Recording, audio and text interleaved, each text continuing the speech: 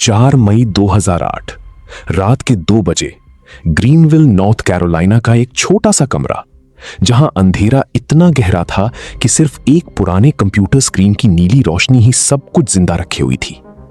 उस रोशनी के सामने बैठा एक लड़का, जिमी डोनाल्डसन, अपनी आंखों से नींद को दूर धकेलकर एक ऐसी दुनिया को समझने की कोशिश कर रहा था जो उस वक्त किसी को समझ नहीं आ रही थी। यूट्यूब तब सिर्फ एक प्लेटफॉर्म था, लेकिन जिमी के लिए ये एक बैटलफील्ड बन चुका था, जहां हर वीडियो एक एक्सपेरिमेंट था और हर फेलियर एक नई सीख। उसके लिए व्यूज सिर्फ नंबर्स नहीं थे, बल्कि एक सिग्नल थे, एक हिडन कोड जिसे तोड़ना उसका ऑब्सेशन बन चुका था। हर रात वो वीडियोस देखता, उन्हें तोड़ता, समझता और फिर खुद कुछ नया बनाने की कोशिश करता, लेकिन हर सुबह उसका सामना होता सिर्फ एक खामोश सच से, 0 व्यूज। वक्त के साथ जिमी का रूटीन एक अजीब साइकिल में बदल गया। दिन और रात का फर्क खत्म हो गया। दोस्तों की आवाज धीरे धीरे दूर होती गई और घर के लोगों की फिक्र भी उसके लिए एक बैकग्राउंड नॉइज बन गई। स्कूल की किताबें खुलकर बंद हो जाती थीं, लेकिन यूट्यूब के टैब्स कभी बंद नहीं होते थे। हर नया वीडियो एक उम्मीद के साथ अपलोड होता और हर बार वो उम्मीद टूटकर एक और साइलेंट डिसअपॉइंटमेंट में बदल जाती। लेकिन ये डिसअपॉइंटमेंट्स उसे रोक नहीं रही थी, बल्कि और ज्यादा गहरा धकेल रही थी। धीरे धीरे उसने समझना शुरू किया कि YouTube पर जीतने के लिए क्रिएटिविटी से ज्यादा कंसिस्टेंसी और स्ट्रैटेजी की जरूरत है। ये एक गेम था और जिमी इस गेम के रूल्स लिखने की कोशिश कर रहा था। 2012 दोपहर के करीब 1 बजे वही कमरा अब और भी पुराना लगने लगा था। कंप्यूटर अपग्रेड हो चुका था, लेकिन स्ट्रगल वही था। इस दौरान जिमी ने अपनी सोच को एक नए लेवल पर ले जाना शुरू किया। उसने हर सक्सेसफुल क्रिएटर को डाइसेक्ट किया, हर ट्रेंडिंग वीडियो का पैटर्न समझा और धीरे धीरे उसे एक चीज समझ आई, एल्गोरिदम एक इंसान नहीं बल्कि एक सिस्टम है और हर सिस्टम की एक वीकनेस होती है। उसने titles, thumbnails, watch time, retention, इन सबको एक पजल की तरह जोड़ना शुरू किया। ये सिर्फ वीडियोस बनाना नहीं था, ये एक डिजिटल साइंस बन चुकी थी, जहां हर सेकंड का हिसाब रखा जा रहा था।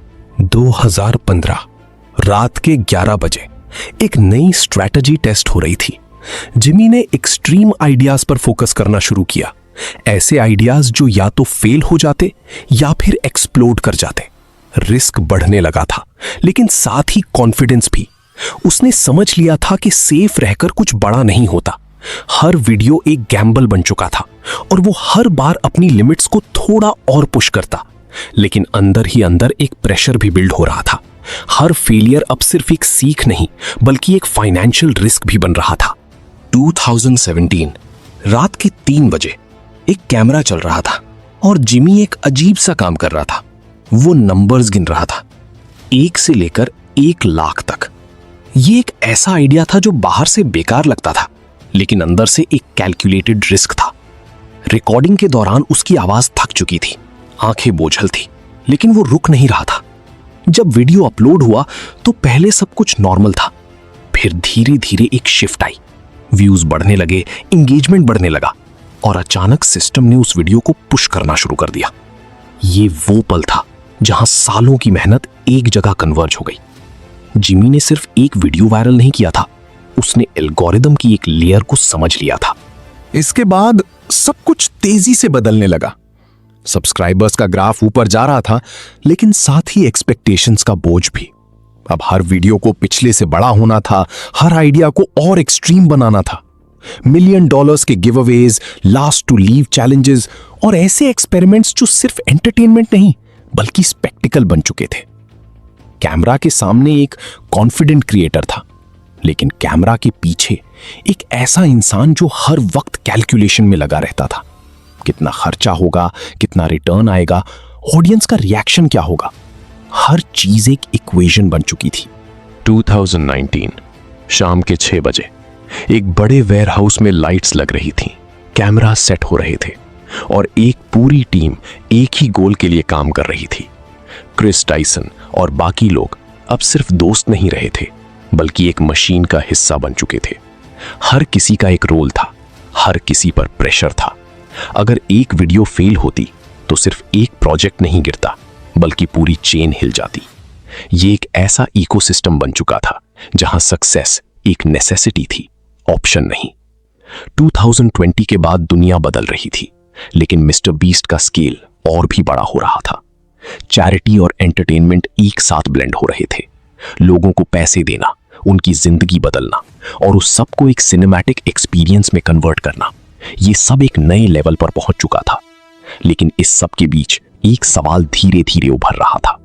क्या ये सब कंट्रोल में है या कंट्रोल कहीं और चला गया है? हर वीडियो के साथ स्टेक्स इतने हाई हो चुके थे कि अब पीछे हटना मुश्किल लगने लगा था। रात के 2 बजे सालों बाद भी एक स्क्रीन चमक रही थी। फर्क सिर्फ इतना था कि अब वो छोटा कमरा नहीं बल्कि एक बड़ा ऑफिस था, और एक इंसान नहीं बल्कि एक पूरी टीम थी। लेकिन जिमी डोनाल्डसन की आंखों में वही पुरानी चीज अब भी जिंदा थी, ऑब्सेशन।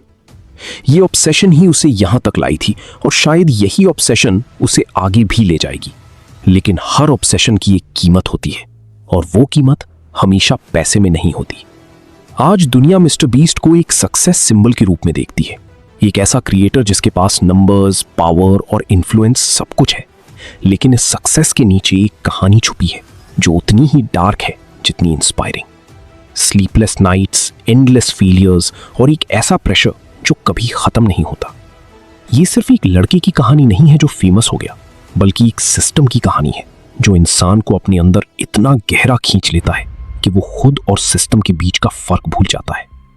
और शायद इसीलिए जब सब कुछ खत्म होता हुआ लगता है, तब भी एक नया वीडियो प्लान हो रहा होता है, एक नया रिस्क लिया जा रहा होता है और एक नई लिमिट तोड़ने की तैयारी हो रही होती है।